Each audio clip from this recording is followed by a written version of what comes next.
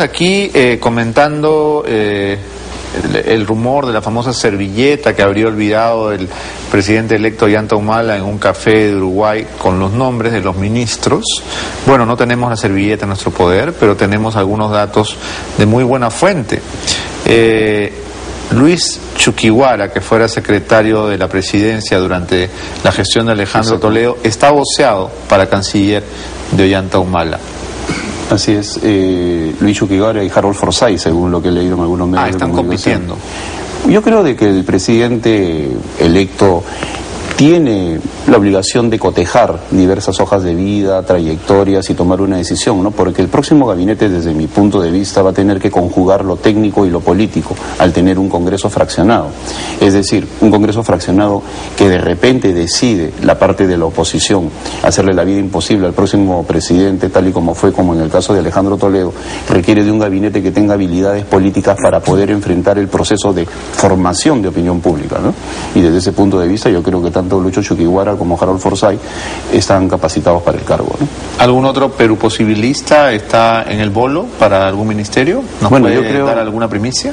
No, la verdad es que no tengo nombres en la cabeza, pero sí hay estupendos personajes, ¿no? Que tienen una muy buena trayectoria pública. Porque no solo para ministerios, para diferentes Si se trata de ministerios, ¿verdad? Alberto Borea, Carlos Ferrero, son personas que tienen habilidades políticas y técnicas. Carlos Ferrero fue nuestro mejor presidente del Consejo de Ministros, estuvo más de 2 años. Alberto Borea es un buen jurista.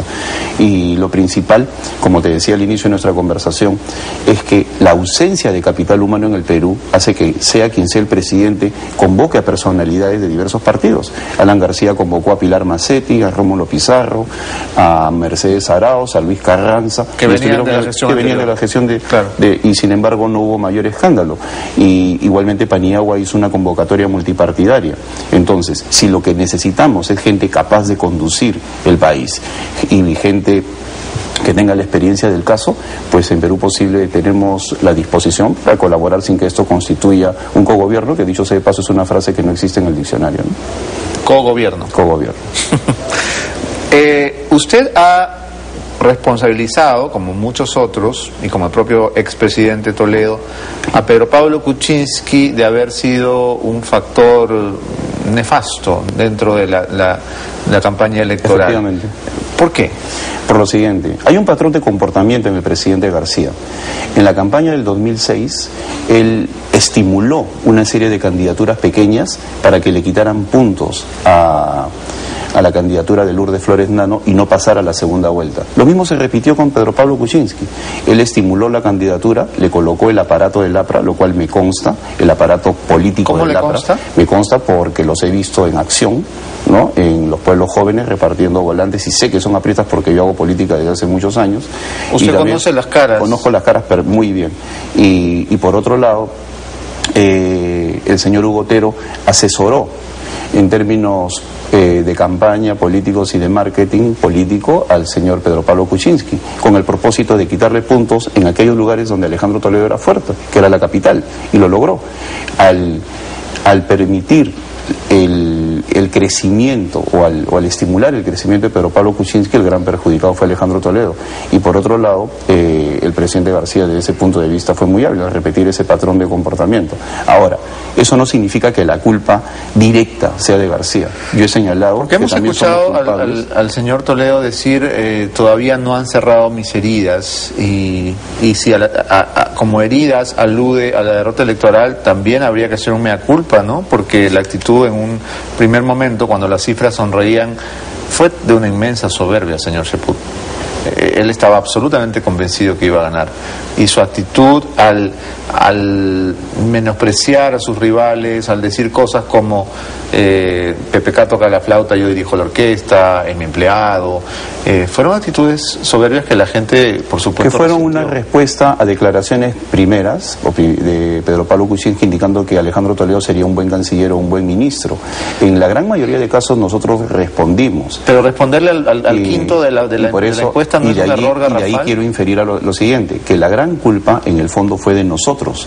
¿Por qué? Porque sabiendo que el presidente García se está metiendo en la campaña y sabiendo que es evidente que estaban desarrollando una estrategia para sacarnos de la segunda vuelta, no pudimos nosotros contrarrestar eso a través de una contracampaña. Y de acuerdo a ese razonamiento, entonces, el presidente Alan García, que es el genio maquiavélico de todo esto, ¿ha puesto a Ollantaytamala en la presidencia? No, esa es una circunstancia... ¿Se le fue de las manos? Se le fue de las manos. Yo creo que en estos momentos él está muy preocupado con la presencia de Ollantaytamala en la presidencia, ¿no? ¿Su cálculo era que gane Keiko? Que gane Keiko Fujimori, también hizo todos los esfuerzos para que ganara Keiko. Y eso también ha sido evidente. ¿Y entonces en qué falló?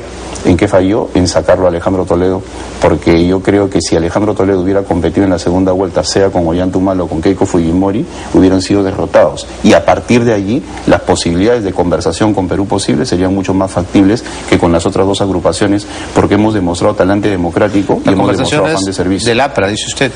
¿Las conversaciones de quién con Perú Posible? Conversaciones con el gobierno saliente, con el APRA. De Perú Posible con el gobierno saliente, con el APRA, eso es lo que mencionaba. Serían mucho más factibles y mucho más democráticas que las que podrían haber en una circunstancia como con Keiko Fujimori o con Gana Perú. Bueno, pero en todo caso, ustedes están en este momento en una posición bastante ventajosa para haber sido derrotados. Democrática y de fiel de la balanza, ¿no? La experiencia de gobierno y tener una bancada de 21 personas nos permite colocarnos como una conciencia crítica del futuro gobierno, apoyarlo para construir gobernabilidad, porque necesita los votos para que pueda ejecutar su plan de trabajo y también para poder conseguir, a partir de los esfuerzos comunes, que el Perú siga en la senda del crecimiento económico. Finalmente, señor Cheput, le haré una pregunta que voy a hacerle a todos mis invitados, porque en este tema sí se necesita el concurso de todos.